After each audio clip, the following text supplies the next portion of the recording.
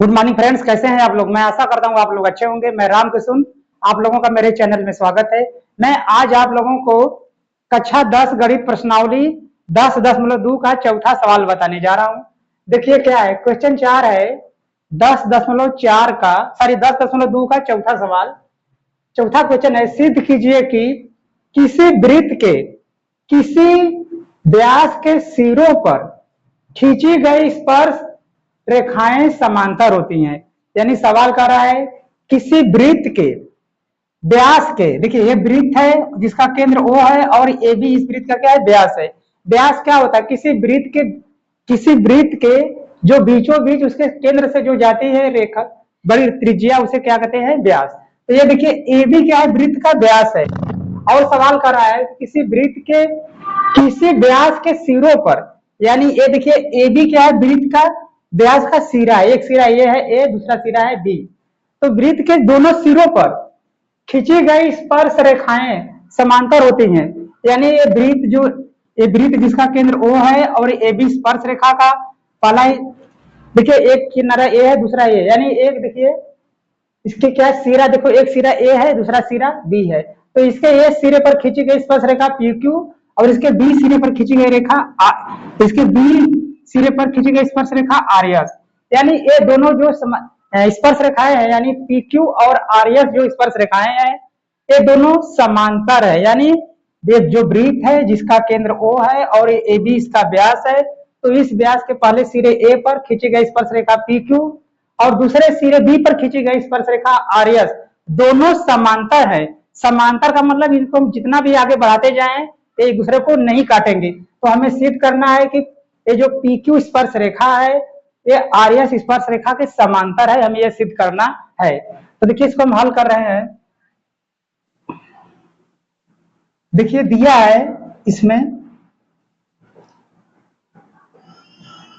दिया है ओ वृत्त का केंद्र है, ओ वृत्त का केंद्र है।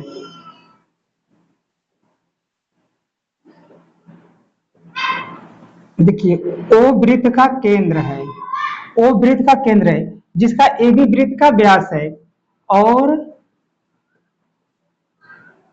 ए बी वृत्त का व्यास है।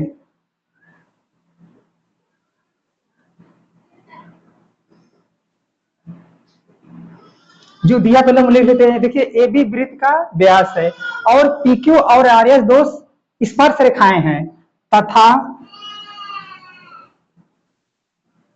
पी क्यू और आर एस, पी क्यू और आर एस दो स्पर्श रेखाएं हैं, आर एस दो स्पर्श रेखाएं हैं।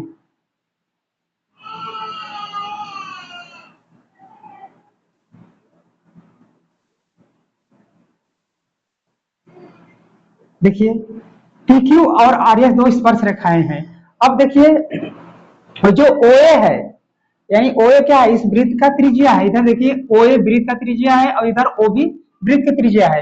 यानी तो ओ ए जो वृत्त की त्रिज्या, देखिए वृत्त के स्पर्श, किसी वृत्त के स्पर्श बिंदु ए पर, जैसे किसी वृत्त के, जैसे मान लीजिए इस वृत्त का जो एक पी क्यू स्पर्श रेखा है, तो स्पर्श रेखा ए पर क्या है, ओ ए क्या है, त्रिज्या है।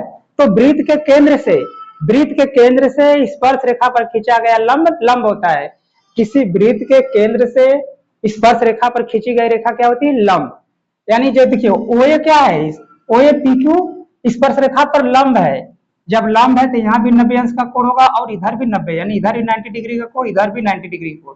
देखिए मैं फिर समझा दूं, किसी वृत्त के केंद्र से उसके स्पर्श रेखा पर खींची गई त्रिज्या लंब होती है।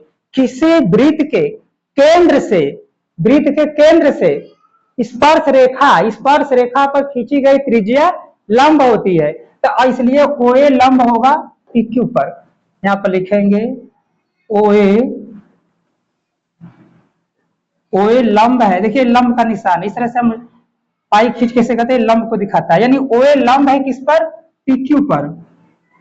ओ ए लंब है पी क्यू पर, इसलिए देखिए ओ ए पी क्यू पर लंब है। तो ओ ए पी क्यू पर लंब है तो इसका मतलब ये हुआ कि ओ ए क्यू ओ कोण ओ ए क्यू बराबर 90 डिग्री यानी 90 अंश। और इसी तरह से देखिए ओ ए पी और ओ ए पी ए भी बराबर होगा 90 अंश के, यानी अब ए भी 90 अंश हो गया, ए भी 90 अंश हो गया। यहाँ पर देखिए जो मैंने लिखा है ओ ए लंब है पी क्यू पर, ओ ए लंब है पी क्यू पर। तो क्यों लंब है? वृत्त के केंद्र से स्पर्श रेखा पर खींची गई त्रिज्या लंब होती है। तो यहाँ पर हम लिख लेंगे वृत्त के केंद्र से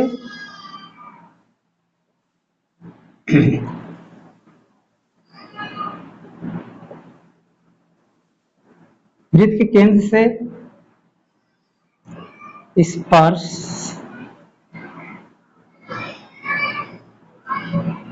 स्पर्श रेखा पर खींची गई त्रिज्या लंब होती है।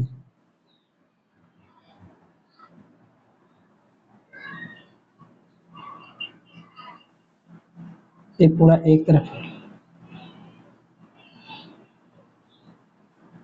ये देखिए एक में हो गया, यानी वृत्त के केंद्र से स्पर्श रेखा पर खींची गई त्रिज्या लंब होती है। देखिए वृत्त के केंद्र से स्पर्श रेखा पर खींची गई त्रिज्या ओ ए लंब होती है। लंब है तो माने यहाँ भी 90 अंश, यहाँ भी 90 हो गया। तो देखिए अब हमने लिख लिया ओ ए क्यू 90 अंश, ओ ए क्यू 90 डिग्री। इसी तरह से ओ ए पी 90 अंश, ओ ए पी 90 अंश। इसी प्रकार से देखिए अब ओ बी क्या है, इस देखिए ओ क्या है, वृत्त का केंद्र है, और ओ बी क्या है, वृत्त की त्रिज्या है, और ये किस, और ओ बी वृत्त की त्रिज्या है, और देखिए आर एस स्पर्श रेखा पर ये क्या है, लंब है। क्योंकि वृत्त के केंद्र से स्पर्श रेखा पर खींची गई त्रिज्या लंब होती है, जैसे यहाँ पर था।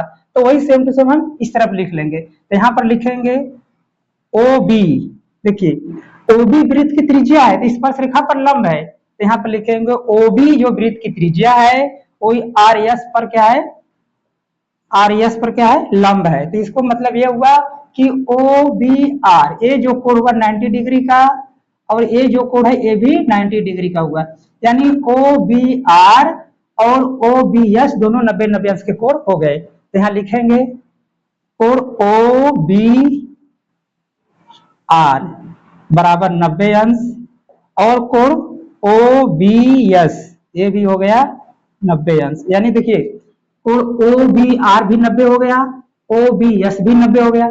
यानी देखिए ये सब चारों कोण क्या हो गए, बराबर। जब बराबर हो गए यानी देखिए कोण O A P 90, O A Q 90, O B R भी 90, ओ बी एस 90, यानी यह कोण चारों बराबर है। तो देखिए अब यह कोण इस कोण के बराबर होगा, क्या होगा, एकांतर कोण। देखिए यह कोण इस कोण के बराबर है और यह कोण इस कोण के बराबर है, इसे क्या कहते हैं, एकांतर कोण। तो देखिए हम यहाँ पर लिख दे रहे हैं, जगह नहीं मिल रहा है तो यहाँ पर लिखेंगे। देखिए यह कोण, ये वाला जो कोण है ओ ए पी, कोण ओ ए पी यह बराबर है किस कोण के, ओ बी एस के, कोण ओ बी एस के। यह कौन सा कोण हो गया, एकांतर कोण। तो पोस्ट में लिख देंगे एकांतर कोण, एकांतर कोण। इसी प्रकार से देखिए अब यह वाला जो कोण है, ये वाला कोण इस कोण के बराबर एकांतर है, यह कोण इस कोण के एकांतर और यह कोण इसके एकांतर। तो हमने इसको तो इसके बराबर कर दिया, अब यह कोण इसके बराबर, तो इसको लिखेंगे कोण ओ ए क्यू। देखिए कोण ओ ए क्यू ये वाला जो कोण है यह बराबर है किस कोण के, इस कोण के, यानी ओ बी आर के। कोण ओ बी आर ये भी क्या है, एकांतर कोण, एकांतर कोण। अब देखिए यह एकांतर कोण इस कोण के और यह एकांतर कोण इस कोण के। तो देखिए जब दो एकांतर कोण आपस में बराबर होते हैं तो आमने सामने की रेखाएं क्या होती हैं, समांतर। देखिए अब यह एकांतर कोण इस कोण के बराबर हो गया, यानी यह कोण इस कोण के एकांतर है और यह कोण इस कोण के एकांतर है। तो जब दो एकांतर कोण बराबर होते हैं यानी यह कोण इसके बराबर और यह कोण इसके बराबर, इसे कहते हैं एकांतर कोण। यह कोण इस कोण के बराबर और यह कोण इस कोण के बराबर है, इसे कहते हैं एकांतर कोण। जब दो एकांतर कोण बराबर है तो आमने सामने की जो रेखाएं हैं वो क्या होती हैं, समांतर। इसलिए इसलिए कहेंगे इसलिए स्पर्श रेखा PQ, इसलिए स्पर्श रेखा PQ समांतर है। देखिए समांतर का चिन्ह ऐसे लिखते हैं, समांतर है RS के, इसलिए PQ समांतर है RS के। देखिए कोण OAP बराबर है कोण OBS के एकांतर कोण, और OAQ बराबर है कोण OBR एकांतर कोण। तो ये देखिए इसलिए यहाँ पर हम थोड़ा ये लिख देते हैं, यहाँ इसको पहले लिख देते हैं, इसको बता देते। लिखिए, लिखेंगे जब दो एकांतर कोण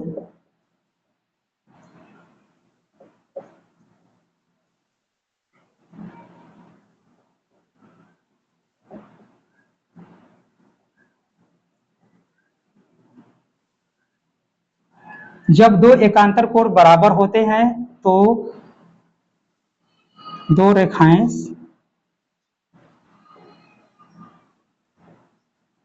समांतर होती हैं।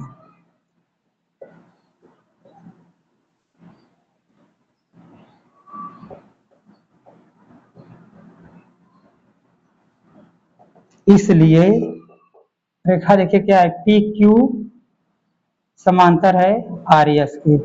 देखिए यही हमें सिद्ध करना था, सिद्ध करना था कि जो दो स्पर्श रेखाएं PQ और RS ये दोनों आपस में समांतर है। समांतर यानी इनको अगर आगे बढ़ाते जाएं तो आगे बढ़ते जाएंगे, कहीं पर काटेंगे नहीं। मैं आशा करता हूँ आपके समझ में आ रहा होगा। आप लोग इसका स्क्रीनशॉट मान लीजिए। यदि आपको मेरा वीडियो अच्छा लगे तो आप इसे लाइक कीजिए, शेयर कीजिए, सब्सक्राइब कीजिए। धन्यवाद।